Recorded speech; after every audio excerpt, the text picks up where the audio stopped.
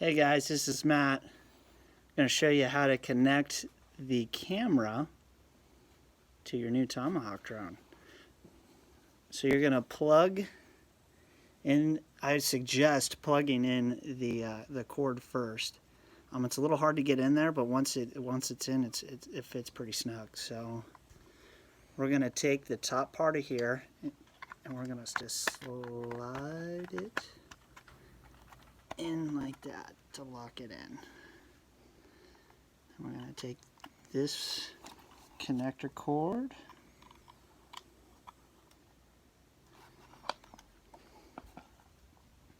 and notice to get the camera in, you unlock here, pull this up.